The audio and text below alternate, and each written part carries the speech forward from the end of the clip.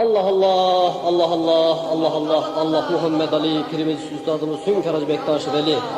Ula şehir işe saklaya bekleye, gözleye gözete, dilde dileğinizi, gönülde muradınızı vere. Her gönülde bir murat vardır, murad ehlinin muradını vere. Gerçe mümine yâli.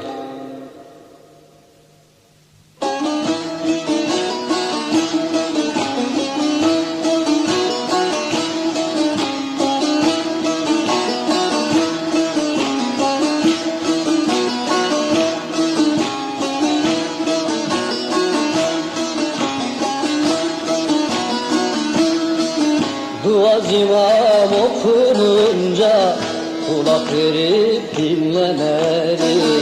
İki gönül bir olunca kılavuzun eylemeli. Allah Allah Allah Allah Allah Allah Allah Allah.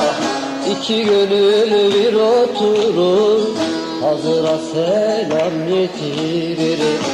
Rehber erkan getirir, ona niyaz eylemeli. Allah Allah Allah Allah Allah Allah Allah Allah. Niyaz geldi bize haktan, şu mahluğu işi böhtan. Korkmaz mısın ula Allah'tan, sözü doğru söylemeli. Allah Allah Allah Allah Allah Allah Allah Allah. Sözü doğru söyleyi gör, yorulmanı boylayı gör. Son bir iyilik eyleyi gör, kötülüğü eylemeli.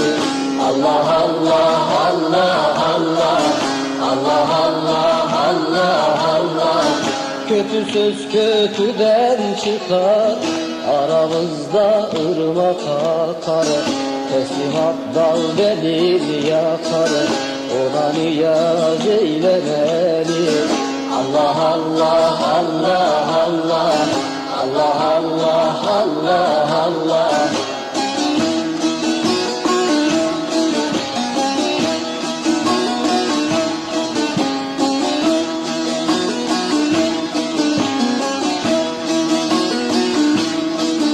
Medet ya Allah'ım medet, cennetlere derman eyle. Yetiş yani ya Muhammed, cennetlere derman eyle. Allah Allah Allah Allah Allah Allah Allah Allah. Hasan Hüseyin aşkına yardım edesin düşmüne. İmam Zeynel'in aşkına cennetlere derman eyle. Allah Allah Allah Allah Allah Allah Allah Allah. İmam Bakır'ın katına, Cafer'in ilmi zatına, Musa Rıza hürmetine cennetlere derman eyle. Allah Allah Allah Allah Allah Allah Allah Allah.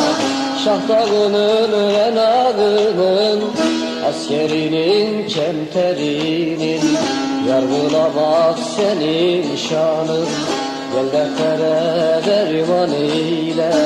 Allah Allah Allah Allah Allah Allah Allah Allah. Gel Allah'tan dilek dile, Mehdi sahip zaman gele. Dedem oğlu sözde kala, gel derdine derman eyle. Allah Allah Allah Allah Allah Allah Allah.